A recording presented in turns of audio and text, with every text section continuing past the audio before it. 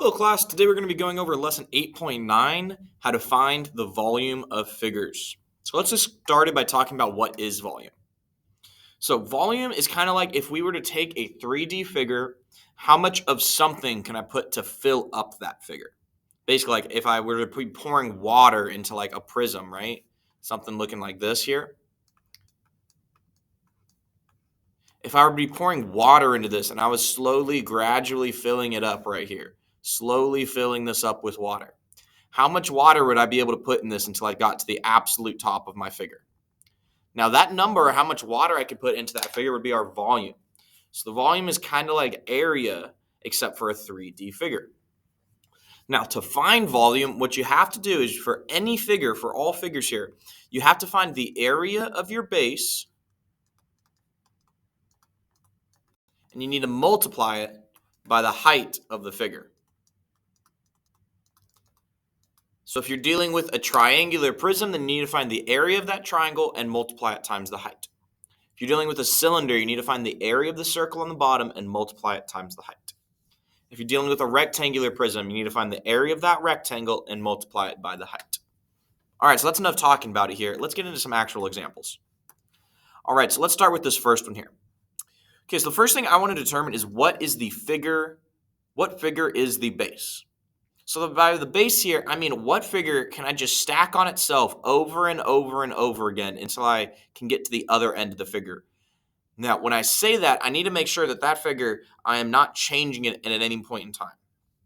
So do you see here, if I look at this first rectangle, do you guys see that I could stack that rectangle on itself as many times as I want, and then eventually I'll get to this rectangle right here?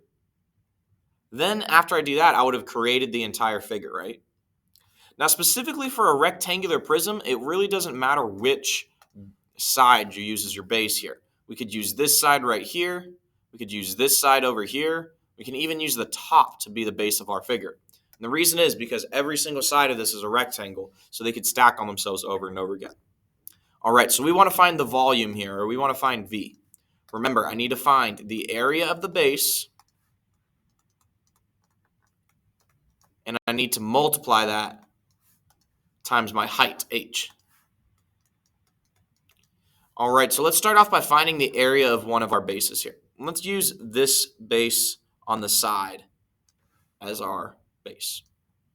Alrighty, so that rectangle over there has dimensions 5 and 4.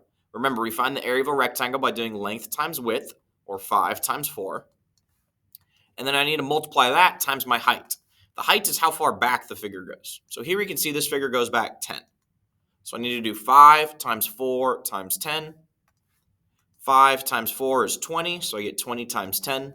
And 20 times 10 is 200. And since this is volume of a 3D figure here, we would do meters cubed. The meters comes from right here, and we do cubed because I did m times m times m. So since that's 3 m's, we get meters cubed. Alrighty, so let's go into a different one here, and we can now find the volume of a triangular prism. So if I look at this triangular prism right here, again, I want to identify the base. To me, the base is this triangle right here.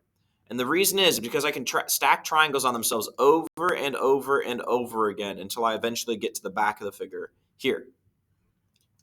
Notice that's not the case for any of the other sides, right? I cannot stack this side over here over and over and over again because this side is decreasing. So it's going to be a different size every time we get further in.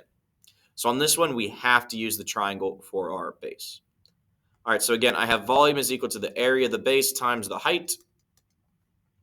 Here, the area of my base is a triangle, so I have 1/2 base times height. I'm going to do little h there, and then times big H.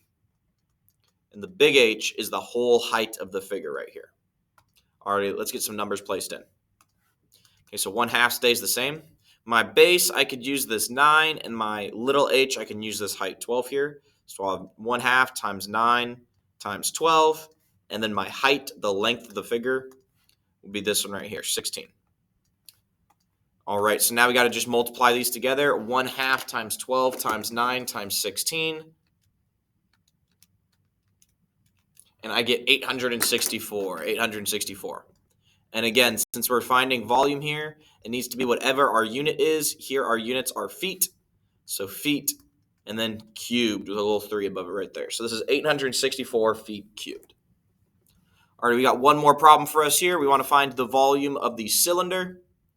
So this cylinder right here has a base of a circle. So my volume is going to be the area of the base times the height again. Now, hopefully we all remember our area of a circle formula. Our area of a circle can be found by doing pi times the radius squared. And I still need to multiply that times h. Okay, so my pi is just a fixed number, right? My radius here is 4. I get that from right here. Remember, it's the line that goes halfway through the circle. And then lastly, times my height, 10. So when I multiply these through, 4 squared, remember that means 4 times 4. That would be 16 times 10. 16 times 10 is 160, so I'll get 160 pi meters cubed. Now that would be if I want to leave my answer in terms of pi, as in I do not multiply by the pi. But if I do want to multiply by the pi, or times 3.14, then I could do that and get 502.4 meters cubed. All right, everybody, so that was a quick little video here on how to find the volume of the figure. So all I need from y'all now is to make sure you're writing a 2 complete sentence conclusion about what you guys learned tonight. 2 complete sentences about what you learned tonight, okay? Alrighty, everybody, I'll see you in class tomorrow. Make sure to bring questions if you have them. Peace out, everybody.